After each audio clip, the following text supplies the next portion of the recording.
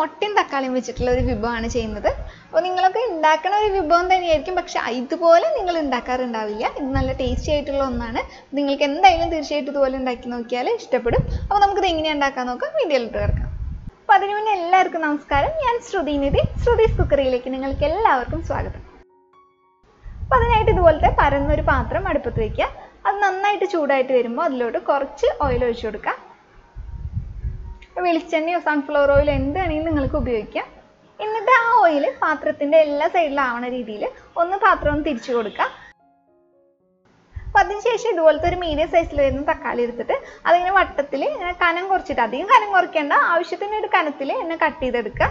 അപ്പോൾ ഇതുപോലെ ഇത്ര ഒരു കനത്തിൽ നിങ്ങൾ അരിഞ്ഞെടുത്താൽ മതി. അത് ഇതുപോലെ, അതായത് വട്ടത്തിൽ ഒന്നിങ്ങനെ ഇതുപോലെ വെച്ച് കൊടുക്കുക. അപ്പോൾ നമ്മൾ ആ ഒരു തക്കാളി ഒരു 7 കഷ്ണങ്ങളാണ് ആക്കിയിട്ടുണ്ടായിരുന്നത്. വട്ടത്തിലുള്ള 7 പീസാക്കി എടുത്തിട്ടുണ്ട്. ഇനി തക്കാളിയുടെ 2 സൈഡും ഈ ഓയിലിട്ടിട്ട് ഒന്ന് വാട്ടിയെടുക്കണം. അപ്പോൾ ആ സമയം കൊണ്ട് നമുക്ക് ഇതിലേക്ക് ആവശ്യമായിട്ടുള്ള മുട്ട ഒന്ന് പൊട്ടിച്ച് റെഡിയാക്കി വെക്കാം. ഇനി മുട്ടയിലോട്ട് നമുക്ക് കുറച്ച് അരിഞ്ഞിട്ടുള്ള സവാളയും കൂടി ചേർത്ത് കൊടുക്കാം. ഒരു 1/4 കപ്പ് ചോപ്പ് ചെയ്തിട്ടുള്ള സവാള ചേർത്ത് കൊടുക്കുകയാണ്. അതായത് ഒരു മീഡിയം സൈസിൽ വരുന്ന സവാളയുടെ പകുതി എടുത്താൽ മതിയാവും. എന്നിട്ട് ഇതിലോട്ട് നമുക്ക് ആവശ്യത്തിന് എരിവിനായിട്ടുള്ള പച്ചമുളകും കൂടി ചേർത്ത് കൊടുക്കാം. അപ്പോൾ നമ്മളിവിടെ 2 പച്ചമുളകാണ് ചേർക്കുന്നത്. അപ്പോൾ നിങ്ങളുടെ എരിവിനനുസരിച്ചിട്ട് അത് കൂട്ടിയും കുറച്ചൊക്കെ ചേർത്ത് കൊടുക്കാം. അതിനുശേഷം ചെറുതായിട്ട് അരിഞ്ഞു വെച്ചിട്ടുള്ള കുറച്ച് മല്ലിയിലയും കൂടി ചേർത്ത് കൊടുക്കുന്നുണ്ട്. അത് 1 ടേബിൾ സ്പൂൺ ചേർത്ത് കൊടുക്കാം കേട്ടോ. ഇപ്പോൾ ടീസ്പൂൺ അല്ല, ടേബിൾ സ്പൂണാണ്. അപ്പോൾ ടേബിൾ സ്പൂണും ടീസ്പൂണും തമ്മിലുള്ള വ്യത്യാസം എപ്പോഴും നമ്മൾ എല്ലാ വീഡിയോയിലും എടുത്ത് പറയുന്നുണ്ട്. അത് മറ്റുള്ളവർക്ക്, അതായത് തുടക്കക്കാരായിട്ടുള്ളവർക്ക് തെറ്റാണ്ടിരിക്കാൻ വേണ്ടിയിട്ടാണ്. ഒരു 3 ടീസ്പൂൺ എന്ന് പറയുന്നതാണ് 1 ടേബിൾ സ്പൂൺ. എന്നിട്ട് പിന്നെ നമ്മൾ ഇതിലോട്ട് ചേർക്കുന്നത് കാപ്സിക്കം ആണ്. അതായത് ഒരു 2 ടേബിൾ സ്പൂൺ അരിഞ്ഞു വെച്ചിട്ടുള്ള കാപ്സിക്കം കൂടി ചേർത്ത് കൊടുക്കുകയാണ്. ഇനി ഇതിലോട്ടായിട്ടുള്ള ആവശ്യത്തിനുള്ള ഉപ്പും കൂടി ചേർത്ത് കൊടുക്കുക. ഉപ്പും കൂടി ചേർത്ത് കൊടുത്തിട്ട് ഇത് നന്നായിട്ട് തന്നെ മിക്സ് ചെയ്തെടുക്കുക. അപ്പോൾ മറ്റുള്ള വിഭവങ്ങളൊക്കെ നമ്മൾ ചെയ്തെടുക്കുമ്പോൾ അതിൽ ഉപ്പ് നോക്കിയിട്ട് നമുക്ക് പിന്നീട് വേണമെന്ന് വെച്ചാൽ ചേർത്ത് കൊടുക്കാം. അപ്പോൾ ഇതിലങ്ങനെ പറ്റില്ല. അപ്പോൾ ഇതിലെങ്ങനെയാണ് കറക്റ്റായിട്ട് ഉപ്പ് നമുക്ക് ചേർക്കാൻ പറ്റുക എന്നുള്ളത് നമ്മൾ ഈ വീഡിയോയിൽ ലാസ്റ്റ് പറയുന്നുണ്ട്. അപ്പോൾ അറിയാൻ താല്പര്യമുള്ളവരാണെങ്കിൽ നിങ്ങൾക്ക് ലാസ്റ്റ് ഒന്ന് പോയിട്ട് കണ്ടു നോക്കാം. അപ്പോൾ ഈ സമയം കൊണ്ട് തന്നെ നമ്മൾ തക്കാളി അവിടെ തിരിച്ചു മറിച്ചിട്ട് കൊടുത്തിട്ട് അതിൻ്റെ 2 സൈഡും ഒന്ന് വാട്ടിയെടുത്തിട്ടുണ്ട്. അപ്പോൾ ഈ സമയത്ത് നിങ്ങൾക്ക് ഓയിൽ കുറവാണെന്ന് തോന്നുകയാണെങ്കിൽ ഒഴിച്ചു കൊടുക്കാം.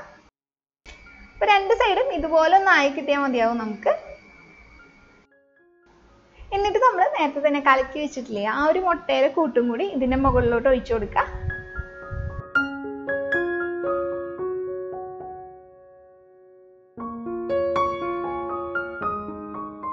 എന്നിട്ട് എല്ലാ സൈഡിലും ആ സവാളയും കാപ്സിക്കും മല്ലിയിലും ഒക്കെ ആവണ രീതിയിൽ ഒന്ന് പരത്തി കൊടുക്കുക. അത്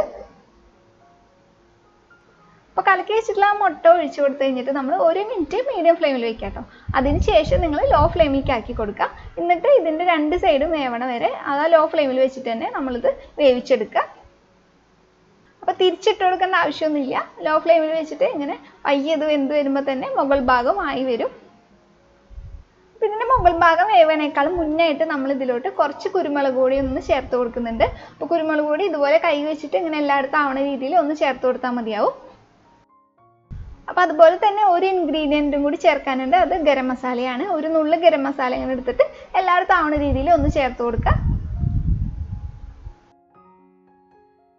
അപ്പോൾ അത് ചേർത്ത് കൊടുത്ത് കുറച്ച് കഴിയുമ്പോൾ നല്ലൊരു മണം വരും. അതിനുശേഷം ആ മുകൾ ഭാഗം വെന്തു എന്ന് കാണുമ്പോൾ നിങ്ങൾക്ക് ഫ്ലെയിം ഓഫാക്കി കൊടുക്കാം.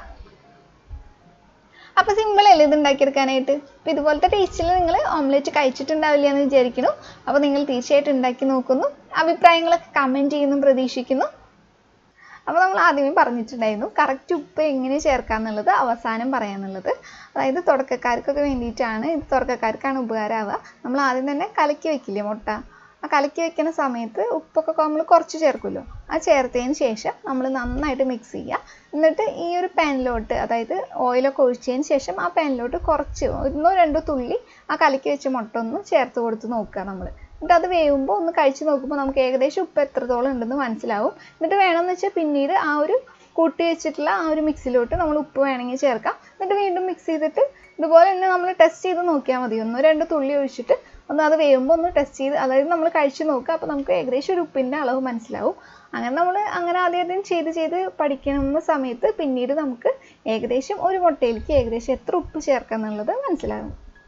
അപ്പോൾ വീഡിയോ നിങ്ങൾക്ക് ഇഷ്ടമായെന്ന് കരുതുന്നു. ഇഷ്ടമായും വീഡിയോയ്ക്ക് ലൈക്ക് ചെയ്തേക്കാം. ഇഷ്ടമായില്ലെങ്കിൽ നിങ്ങൾക്ക് ഡിസ്ലൈക്കും ചെയ്യാം. അപ്പോൾ ചാനൽ ഇതുവരെ സബ്സ്ക്രൈബ് ചെയ്തിട്ടില്ലെങ്കിൽ ഒന്ന് സബ്സ്ക്രൈബ് ചെയ്തേക്കാം. അതുപോലെ തന്നെ ഇത് മറ്റുള്ളവർക്കും കൂടി ഒന്ന് ഷെയറും കൂടി ചെയ്യണേ. അപ്പോൾ വീണ്ടും ഇതുപോലെയുള്ള നല്ല നല്ല റെസിപ്പികളുമായിട്ട് നമുക്ക് കാണാം. അതായത് നിങ്ങളെല്ലാവരും നല്ല ഭക്ഷണമൊക്കെ കഴിച്ച് ഹെൽത്തി ആയിട്ട് സന്തോഷമായിട്ടിരിക്കുക. അപ്പോൾ വീണ്ടും കാണുന്നവരെ ബൈ.